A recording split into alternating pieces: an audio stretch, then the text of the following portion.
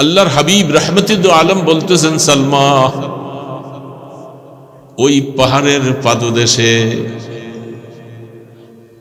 বাঘটাকে ঘুষি দিয়া হরিণটাকে ছাড়াইয়া দিলা। সালমা তোমাকে আল্লাহ পাক ঈমানের জন্য কবুল করেছে। আমি মদিনা শরীফ থেকে বুঝতেছি আমাকে আমার আল্লাহ সবকিছু জানাইয়ে দিছে।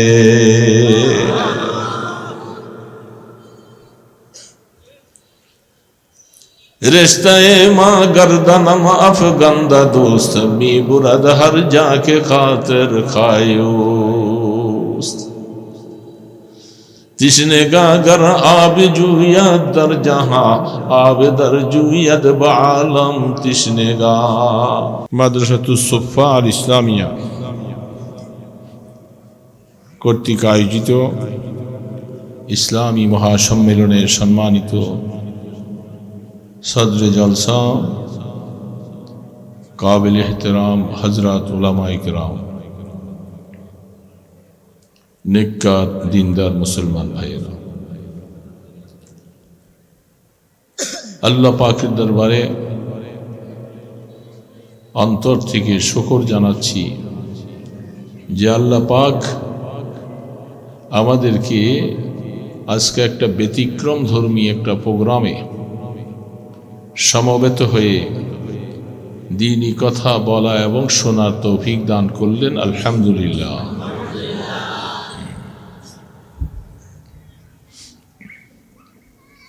ব্যতিক্রম ধর্মী কেন বললাম? আমরা যত জায়গায় প্রোগ্রাম করি, মাহফিল করি,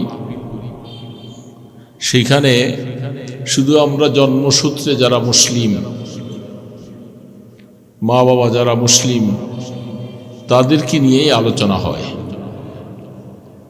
আজকাল এখানে এমন কিছু ভাইয়েরা আছে যারা ভিন্ন ধর্ম থেকে হাজারো চড়া উতরাও পার হয়ে অনেক পরীক্ষা দিয়ে ইমতিহান দিয়ে যারা ঈমানের কোলে এসে আশ্রয় নিয়েছেন, যাদেরকে আল্লাহ তাবারক ওয়া তাআলা আশ্রয় দিয়েছেন, তাদেরকে সহ নিয়ে আজকের এই আলোচনার মজলিস। এই জন্য আলোচনাটা ব্যতিক্রম। কি বলেন, ঠিক না ভাই? ঠিক। অনেকে আসবেন, আলোচনা করবেন। আমি অনেকই অসুস্থ, পুরোপুরিভাবে আসার মতো আমার ইচ্ছাও ছিল না। তারপরেও এমন একটা প্রোগ্রাম, যে প্রোগ্রামটা এটা আমাদের মনের দাবি, আমাদের প্রত্যেকের দিলের দাবি, এই ধরনের কাজ হোক। শুধু সমাজের মধ্যে যারা আমরা মুসলিম হয়ে আছি, আমরাই শুধু মুসলিম থাকি আর অন্যরা যেন মুসলমান না হোক, এমনটা হতে পারে না। ইসলাম আজ থেকে 1450 বছর আগে মক্কার ভূমিতে আপনার আমার নবী মুহাম্মদুর রাসূলুল্লাহ সাল্লাল্লাহু আলাইহি সাল্লাম বলেন নাই সবাই, তার মাধ্যমে আল্লাহ রাব্বুল আলামিন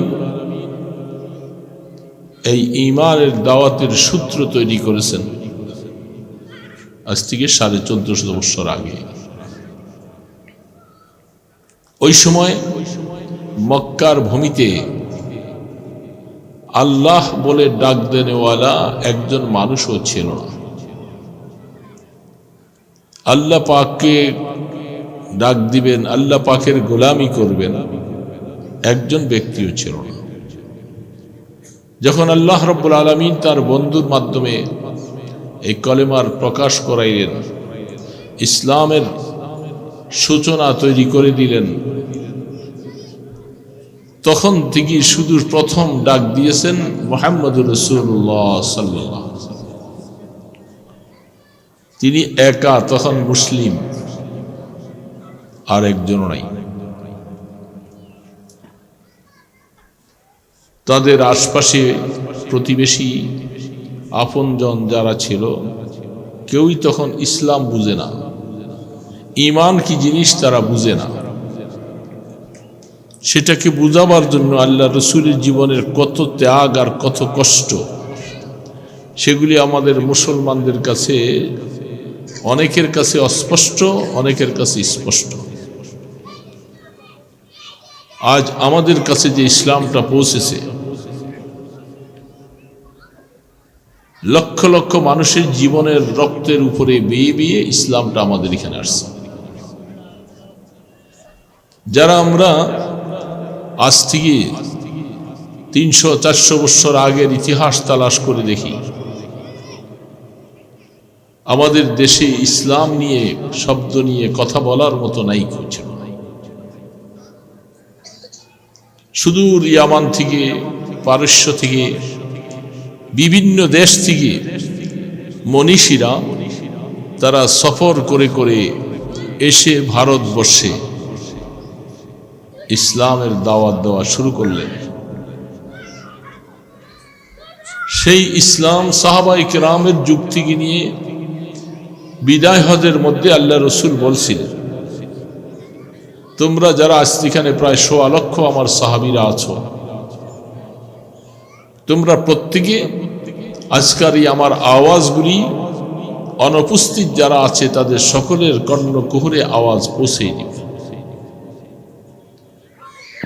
হিসাবে দেখা যায় এই ১.৫ লক্ষ সাহাবীর মধ্যে প্রায় ১,০৫,০০০-এর মতো সাহাবী এই দাওয়াত নিয়ে, ইসলামের দাওয়াত নিয়ে তারা দিক বেদিক ছুটিয়ে পড়েছেন।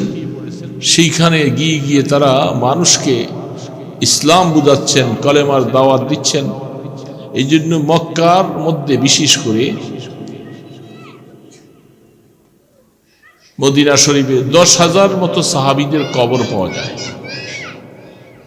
আর বাকিওয়ালারা সকলে আল্লাহ পাকের রসুলের এই দায়িত্ব নিয়ে, দাওয়াত নিয়ে তারা ছুটে পড়েছেন সুদূর প্রত্যন্ত অঞ্চলে। সেইভাবে গিয়ে তারা মানুষকে দাওয়াত দিচ্ছেন, কুলু লা ইলাহা ইল্লাল্লাহ তুফলিহু।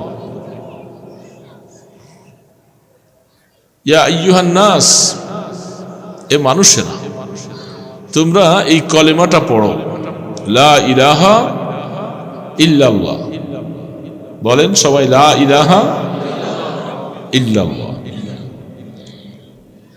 এই কলেমাটা তোমরা পড়ো, তোমরা কামিয়াব হবে, সফলতা অর্জন করবে, জাহান্নাম থেকে মুক্তি পাবে। আল্লাহ রসুল এই কথা বলতেছিলেন। কিন্তু এই কথাটা কায়েমি স্বার্থের উপরে যারা দীর্ঘ বৎসর যাদের হায়াতটা কেটে আসছে, মা বাবা আত্মীয় স্বজন, যারা মূর্তি পূজারী, দেবদেবীর পূজারী, তারা হঠাৎ করে এই কথাটা কি মেনে নিবে? এটা কি একটা সহজ ব্যাপার?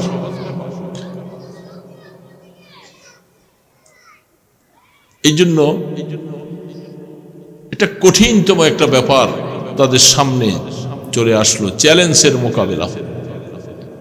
আর সেখানে মাত্র একজন, তিনি আমাদের নবী, আর আশপাশে কেউ নেই, কেউ নাই। আল্লাহ পাকের তরফ থেকে তাকে দায়িত্ব দিয়েছেন। আল্লাহু আকবার। কোরআনের মধ্যে বিভিন্ন জায়গায় আছে, আপনারা অনেক সময় শুনেছেন, শুনবেন আর শুনছেন। যেদিন নবুয়তের প্রকাশ ঘটল, সেদিন থেকে রসুল যখন আসলেন ঘরের মধ্যে, তিনি একা শুধু ইসলামওয়ালা, আর কেউ নাই। আল্লাহ রসুলের জীবনে কত কষ্ট, সেখানে কি পরিস্থিতি, আমি ওগুলি বলতে যাচ্ছি না, সময় অল্প, আমি বেশি লম্বা সময় কথা বলবো না।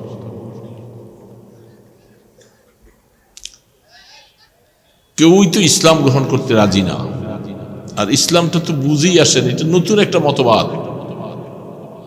এই ইজম, এই মতবাদ, এটা কোত্থেকে আসলো?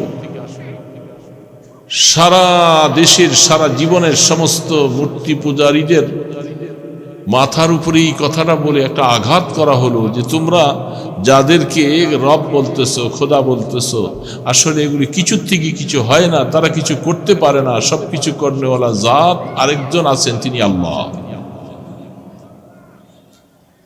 এই কথাটা কি সহজ ওয়াজে কি বুঝে আসে? সহজ ওয়াজে আসে। ভিতরে তাদের সব কিছু এমন মজবুত ভাবে দিলটা কঠিন হয়ে গেছে ওই কাজগুলি করতে করতে। এই জন্য আল্লাহ রসুল প্রথম মুসলমান হযরতে খাদিজাতুল কুবরা রাদিয়াল্লাহু তাআলা, সর্বপ্রথম মুসলিম তিনি, কোন পুরুষও নয়। এদিক থেকে মহিলাদের জন্য একটা সৌভাগ্যের কথা যে সর্বপ্রথম ইসলামের মধ্যে যিনি ইসলাম গ্রহণ করেছেন তিনি নারী সম্প্রদায়, নারী জাত, তিনি আমাদের মা হযরতে খাদিজা। বোঝা যাচ্ছে মহিলারা শুধু সর্ব জায়গার মধ্যে না কিছু আকল না, সব জায়গার মধ্যে তাদের আকল একেবারে ছোট, মাঝে মধ্যে তাদের আকল পুরুষ থেকেও বেশি হয়।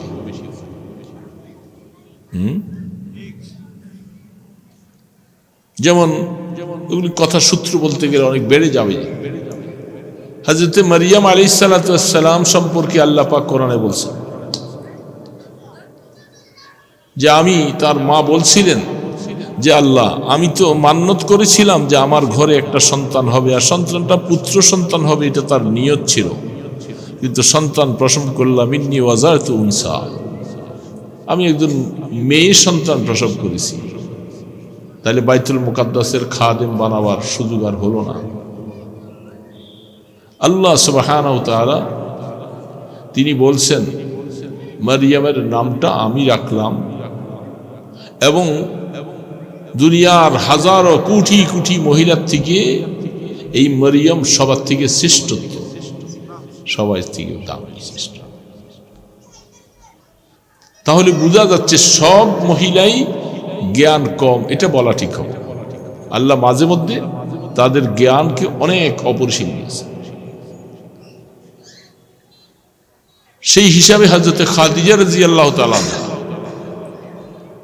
আশ্চর্য কথা, যদিও তার ঘরে এক তো হলো স্বামী, দ্বিতীয়ত হলো বয়সেও কম।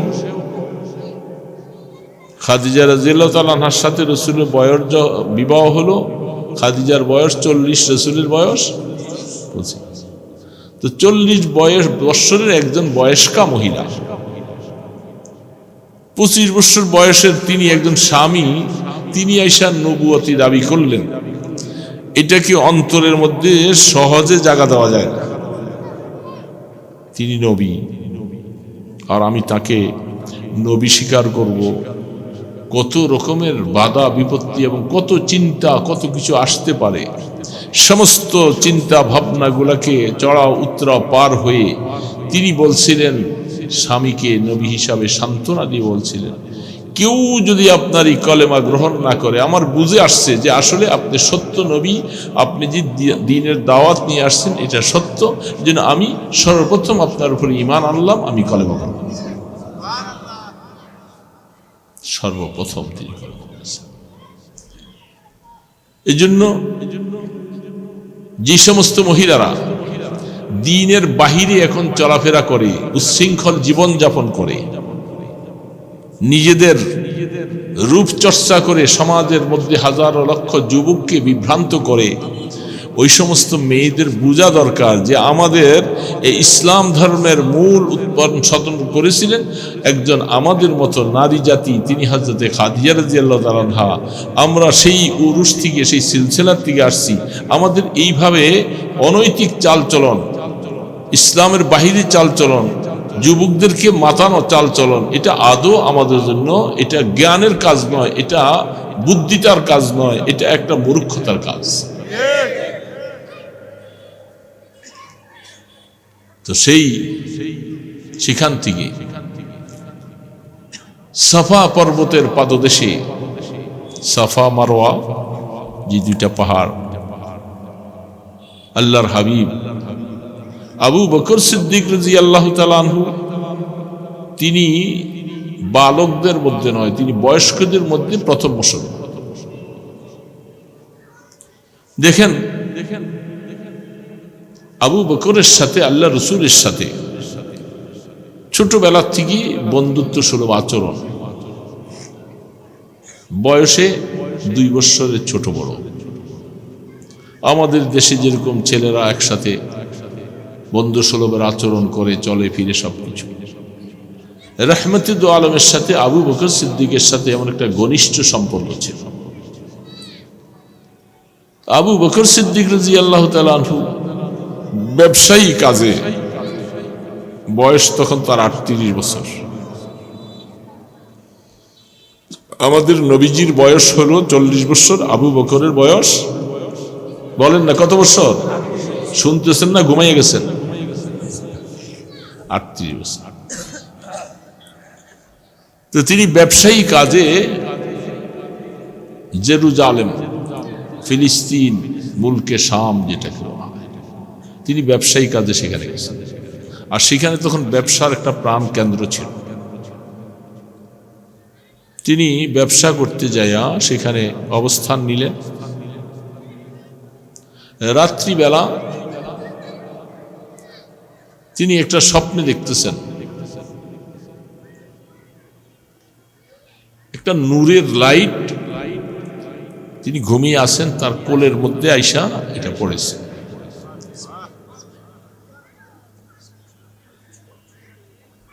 তিনি এই স্বপ্নটা দেখে আশ্চর্য হয়ে গেলেন, কি স্বপ্ন দেখলাম। ওই জামানার পাদ্রী যারা তৌরিতের ইঞ্জিলের আলেম ছিল, ওই সময় তারা ভালো মানুষ ছিল। আমাদের জামানায় যেরকম বড় বড় আলেম ওলামা আল্লাহ, ওই জামানায় এরকম পাদ্রী রাহেব, তারা ভালো মানুষ ছিল। তার কাছে গিয়ে এই স্বপ্নটা যখন বলতেছিলেন, তিনি জিজ্ঞাসা করে, তুমি কোত্থেকে আসছো? মিনাইন, তোমার বাড়ি কই? ওমা ইসমুক, তোমার বাড়ি কোথায়, তোমার নামটা কি? তখন তিনি বললেন, আমি মক্কার থেকে আসছি, আমার নাম আবু বকর। সেই পাদ্রী তাকে বলল যে, তোমার দিন একটা সুসংবাদ আসছে তোমার স্বপ্নটার মধ্যে। সুসংবাদ হলো, তুমি বেশি দেরি করো না, তোমার সফরটাকে তুমি সীমিত করো, তুমি তাড়াতাড়ি দেশে ফিরে যাও। তোমার দেশে তোমার একজন বন্ধু, তার নাম মুহাম্মদ, তার উপরে নবুয়তের প্রকাশ ঘটেছে, তুমি তার উজিরে আলা হবে, তার প্রথম খলিফা তুমি হবে, তোমার জন্য সৌভাগ্যের খবর, তুমি দেরি করো না, তাড়াতাড়ি চলে যাবে।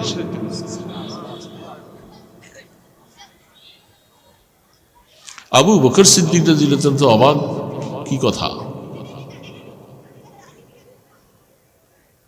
তিনি এই বাচ্চাগুলি যারা দৌড়াদৌড়ি হাসতেছে, এদেরকে ভলান্টিয়াররা, এদেরকে সুন্দর করে বুঝাই অন্যদিকে সরাই দাও।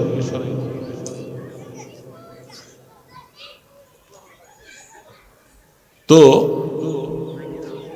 আবু বকর সিদ্দিক রাদিয়াল্লাহু তাআলা আনহু সফরকে তাড়াতাড়ি সংক্ষিপ্ত করে তিনি দেশের দিকে ফিরতেছেন।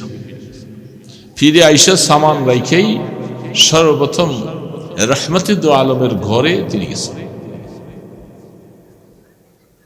আল্লাহ রসুলের ঘর সফা পর্বতের পাহাড় থেকে ওই আবু জেহেল্লার বাড়ির একটু পিছিয়ে, যারা হজ করতে গেছেন দেখছেন। মাঝখানে আবু জাহাল আর আবু বকর সিদ্দিক রাদিয়াল্লাহু তাআলার বাড়িটা ছিলেন মক্কা টাওয়ার, যেটা সেখানে, যেগুলি বর্ণনা পাওয়া যায়। তো তিনি সামান রেখে দ্রুত গতিতে রহমতে দু আলমের কাছে যাইয়া উপস্থিত। যাওয়ার পরে, মাহাজাল খবর ইয়া মুহাম্মদ, দোস্ত কি খবর, আমাকে একটু শোনাও তো। বলে, কি খবর শোনাবো তোমাকে? আমার খবর হলো, তুমি ওই যে রাত্রে একটা স্বপ্নে দেখছিলা, এবং সেই স্বপ্নটা যে পাদ্রীর কাছে বলছিলা, ওইটাই খবর।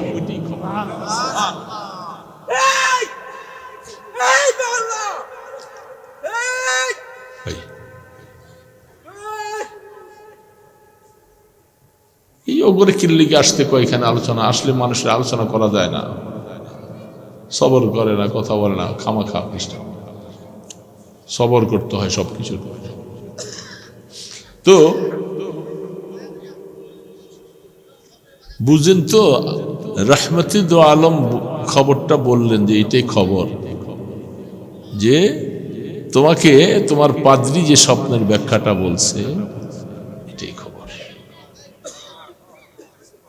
আবু বকর সিদ্দিক রাদিয়াল্লাহু তাআলা বলেন, আরো আশ্চর্য হয়ে গেলেন।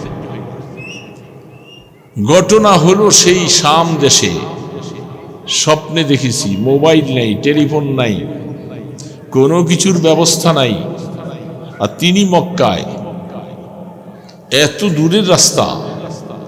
আমার সাথে রাত্রি আমি স্বপ্নে কি দেখলাম, পাদ্রী কি বলল, এটা সহ বলতেছে, আমার দোস্ত বলতেছে খবর ওইটাই। আরো বেশি আশ্চর্য না? তিনি অবাক হয়ে গেলেন। তিনি বলছেন যে আমার পুরাপুরি বাস, আমার ইনশিরাহ হয়ে গেছে, আমার দিল খুলে গেছে, বুঝতে পারতেছি আসলে আল্লাহ আপনাকে নবী রূপে পাঠাইছেন, আর দেরি করব না, কার আগে কে আসে চলে আসে, দেন হাত দেন, আমি আপনার সাথে কলেমা পড়ে মুসলমান। আবু বকর সিদ্দিক রাদিয়াল্লাহু তাআলা যুবকদের মধ্যে সর্বপ্রথম ইসলাম। এই যে সূত্র, আল্লাহ সুবহানাহু ওয়া তাআলা যখন কাহাদেরকে দ্বীনের প্রতি আনবার আল্লাহ পাকের যখন মনস্থ হয়, ইচ্ছা হয়, তখন বিভিন্ন জিনিস আসবাব তৈরি করে তাদের দিলের মধ্যে, এমন ভাবে চুম্বকের মতো আকর্ষিত হয়ে যায়, তখন তারা বুঝতেছে আর দেরি করা ঠিক না, মুসলমান না হয়ে ভুলেই আসি। এই জন্য আল্লাহ তাদের জন্য হেদায়েতের রাস্তা খুলে দেন।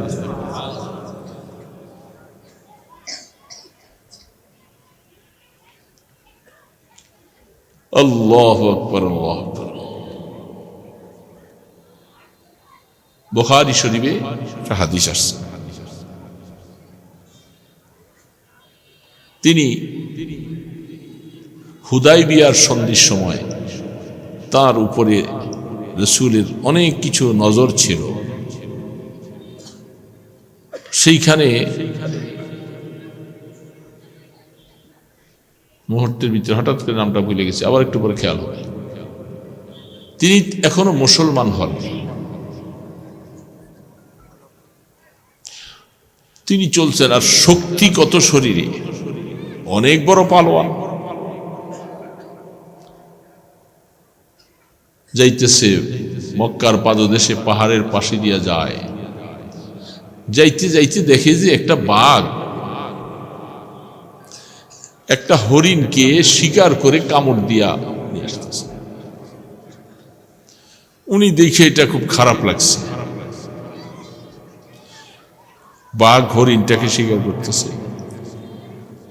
দৌড়াইয়া যায় বাঘটাকে দুইটা তিনটা ঘুষি দিয়া বাঘের মুখের থেকে হরিণটা ছুটাই দিছে।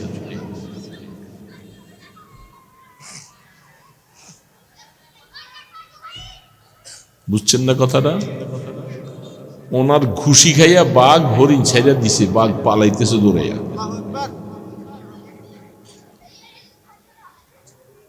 দূরে যাইয়া বাঘটা দাঁড়িয়ে আছে। বাঘটা দাঁড়িয়ে থাকতেছে, থাইকা বাঘটা আরবি ভাষায় কথা বলা শুরু করছে। সুবহানাল্লাহ।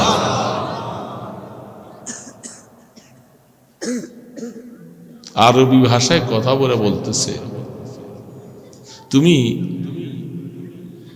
আমার মুখ থেকে আমার রিজিকটা ছিনে নিয়ে গেলাম। হরিণ তো এটা আল্লাহ পাক আমার রিজিক বানাইছে, আমি শিকার করব, তাকে খাবো, আর তুমি আমার মুখের থেকে এই হরিণটা ছিনে নিয়ে গেলাম, তো তুমি ঠিক করো নাই।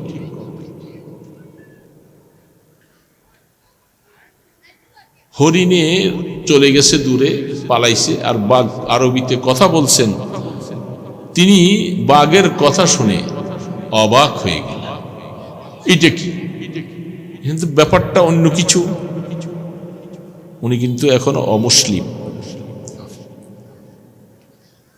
এখন নামটা আলহামদুলিল্লাহ খেয়াল, হযরত সালমা ইবনে আকওয়া রাদিয়াল্লাহু তাআলা। দেখছেন, মানুষের দিলটা এমন এক ব্যাপার, কথা চলে যায়, খেয়াল থাকে না, বলবো তাও মনে আল্লাহ পাক না আনাই দিলে বলা যায় না। এই নামটা আমার মুখস্থ, এত কথা, কিন্তু নামটা মনে আসে না। তো ওনার কথা বলতেছি, যেহেতু সহিহ বুখারীর মধ্যে হাদিসটুকু আসছে। আল্লাহ সুবহানাহু ওয়া তাআলা, আমি একটু পেরেশানির মধ্যে আছি, নামটা বলতে পারলে যেন আমার কাছে ভালো লাগতো, এটা ভিতরে ভিতরে একটু পেরেশান। আল্লাহ পাক জবানের মধ্যে, দিলের মধ্যে স্মরণ করাই দিয়েছে। আলহামদুলিল্লাহ। হযরত সালমা ইবনে আকওয়া, অনেক শক্তি আল্লাহ তাকে দিয়েছেন। শক্তি সাধারণ শক্তি নয়, অনেক শক্তি। হুদাইবিয়ার সন্ধির সময় 1400, কোন কোন রাওয়াতে 1500 যে সাহাবীরা ছিলেন, সেইখানে আল্লাহ রসুল যখন সমস্ত সাহাবীদেরকে বায়াত করাইতেছিলেন, বায়াত আলাল মৌত, যে উসমান রাদিয়াল্লাহু তাআলা আনহুকে মক্কায় পাঠাইছিলাম তারা হত্যা করে ফেলছে, কথাটা রসুল শুনলেন, সবাইকে বলছে যে তোমরা বায়াত গ্রহণ করো, উসমান রাদিয়াল্লাহু তাআলা আনহুর হত্যার প্রতিশোধ না নেওয়া পর্যন্ত আমরা মক্কায় ফিরে যাব। সেই সময় সাহাবায়ে কেরাম রসুলের হাতে হাত দিয়ে বায়াত গ্রহণ করেছেন। হযরত সালমা রাদিয়াল্লাহু তাআলা আনহু তিনিও বায়াত গ্রহণ করেছেন। রসুল বলতে, সালমা তুমি কি বায়াত গ্রহণ করবে? হ্যাঁ রাসূলুল্লাহ, করছি তো। বলে আবারও করো। হযরত সালমাকে রসুল আবারও হাতের মধ্যে হাত দেওয়া বায়াত গ্রহণ করেছেন। এত বড় পালোয়ান, এত বড় সাহসী, শক্তিওয়ালা বাঘ, ঘুষি খাইয়া দূরে যাইয়া কাঁপতেছে আর আরবিতে কথা বলতেছে। হ্যাঁ, বুঝেন তো?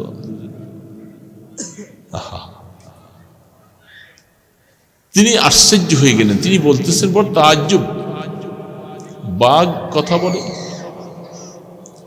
বাঘ বলতেছে, এই সালমা শোনো। আবার তাজ্জুব হয়ে গেলেন, আমার নামও তো দেখি বাঘ জানে। হ্যাঁ, আমি যে আকওয়ার ছেলে সালমা, বাঘ এটাও জানে। আমাকে বলতেছে, সালমা ইবনে আকওয়া শোনো, তুমি আমার কথা শুনে খুব আশ্চর্য হয়ে গেলা। বরং সবচেয়ে আমার কাছে বেশি আশ্চর্য লাগে, তোমার মতো একজন এত বড় পাহলোয়ান, এত বড় শক্তিশালী মানুষ, তোমার শক্তিটা তুমি কোথায় ব্যয় করতেছো? অথচ মদিনা শরীফে মুহাম্মদুর রাসূলুল্লাহ মানুষকে কলেমার দিকে হাতছানি দিয়ে ডাকতেছে, আর তুমি ইসলাম গ্রহণ করলা না। এটা বড় আশ্চর্য বিষয়। সুবহানাল্লাহ।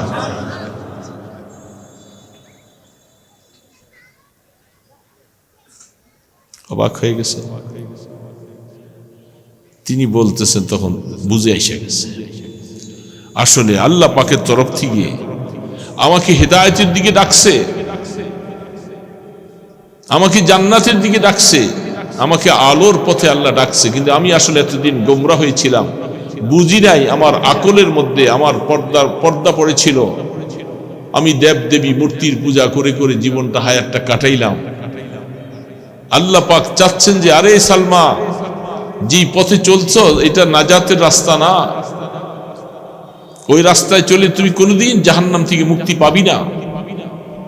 এই জন্য তার দিলের মধ্যে আল্লাহ পাক ঈমানটা যেন বদ্ধমূল হয়ে যায়, আল্লাহ আকর্ষণীয় ঘটনাটা তৈরি করে দিলেন। বাগের পক্ষ থেকে তার কাছে দাওয়াত চলে আসছে। সালমা বলে, আর তো দেরি করা যাবে না। সফর শুরু করলেন মদিনা থেকে। মদিনা শরীফে বাহিরে যে সাওয়ারি রাখলেন, রাইখা কুয়ার মধ্যে পরিষ্কার হইলে সফর, গোসল টোসল করে সুন্দর নতুন জামা পরছে, পরে মসজিদে নববীর দিকে ঢুকছে। দূর থেকে অনেকে সাহাবারা দেখতেছেন, দৌড়াইয়া যে বলছে, ইয়া রাসূলুল্লাহ, সালমা ইবনে আকওয়া মদিনাতে। আল্লাহ রাসূল বলছে, আসতে দাও। প্রথমত চিন্তা করছে সে অনেক বড় পালোয়ান, তো তার সাথে অনেক সময় কুস্তিতে পারাও তো কঠিন। এই জন্য যদি ভালো উদ্দেশ্যে এসে থাকলে তো ভালো, আর নতুবা সাহাবায়ে কেরাম তৈয়ার আছে, ফয়সালা হয়ে যাবে। মেহরাবের মধ্যে আল্লাহ রাসূল রাহমাতুল আলম বসা। হযরত সালমা ইবনে আকওয়া রাদিয়াল্লাহু তাআলা আনহু আয়েশা রাসূলের সামনে দাঁড়াইলেন। তখন আল্লাহ রাসূল বলছেন, সালমা, কি উদ্দেশ্যে আসছো? বসো। আল্লাহর হাবিব রাহমাতুল আলম বলতেছেন, সালমা, ওই পাহাড়ের পাদদেশে বাঘটাকে ঘুষি দিয়া হরিণটাকে ছাড়াইয়া দিলা। সালমা, তোমাকে আল্লাহ পাক ঈমানের জন্য কবুল করেছে। আমি মদিনা শরীফ থেকে বুঝতেছি আমাকে আমার আল্লাহ সবকিছু জানাইয়ে দিছে।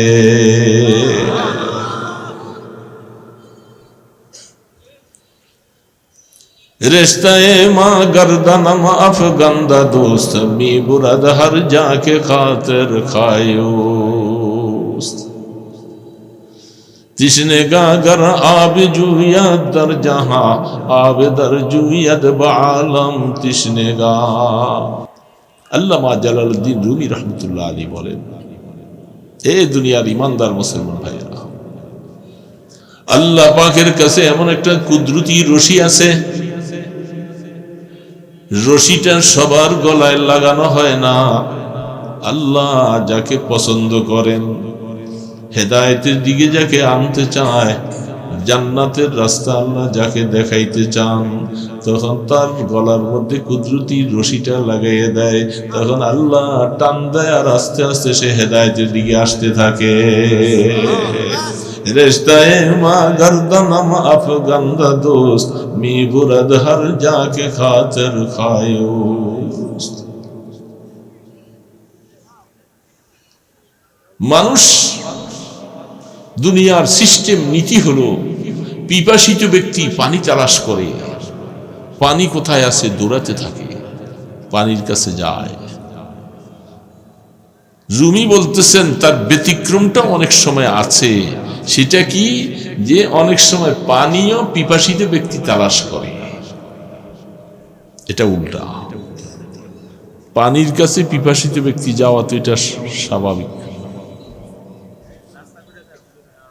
কিন্তু পানি যে পিপাসিত ব্যক্তি তালাশ করে, এই যে অনেকগুলি ঘটনা তারা দেখলে বোঝা যায়। যেমনটা রাসূল পাক সাল্লাল্লাহু আলাইহি সাল্লাম রহমতে দো আলাম দোয়া করতেছেন, আল্লাহ তুমি ইসলামের সকল শক্তিটাকে বাড়াইয়ে দাও, আল্লাহ ইসলামের শক্তি বাড়াইয়ে দাও। হযরত ওমর ইবনুল খাত্তাব, আর 2 নম্বরে ওমর ইবনুল হিসাব। তার নামও ওমর, হিসামের বেটা ওমর আর খাত্তাবের বেটা। আল্লাহ এই দুইটা পরাশক্তি, এদেরকে তুমি ইসলামের পতাকা তলে আনাইয়া ইসলামের শক্তিটাকে একটু বাড়াইয়ে দাও। রাসূল দোয়া করছেন না? তাহলে পানীয় পিপাসিত ব্যক্তিকে তালাশ, বুঝে আসছে কথাটা? পানি পিপাসিত ব্যক্তি তালাশ করে। দুইজনের নামে দোয়া হলো, আল্লাহ পাক দোয়া কবুল করলেন যার জন্য, তাকে তার জন্য আসবাব তৈরি করে দেয়। ওমর ইবনুল হিসাব আবু জাহাল আর ওমর ইবনুল খাত্তাব, দুইজনের জন্য দোয়া, কিন্তু দুইজনের ভাগ্যে দোয়াটা লাগে নাই। কেন? ওমর ইবনে খাত্তাবকে আল্লাহ পাক রাসূলকে হত্যা করার জন্য সে মালের মোহে পড়ে রাজি হইল, রাসূলকে হত্যা করবে, গর্দান কাইটে আইনা দিবে। এই সূত্রটা, এই একটা লোভ তার দিলের ভিতরে কাজ করতেছে। লোভের মধ্যে যাইয়েই সে নিজে শিকার হয়ে গেছে। হ্যাঁ,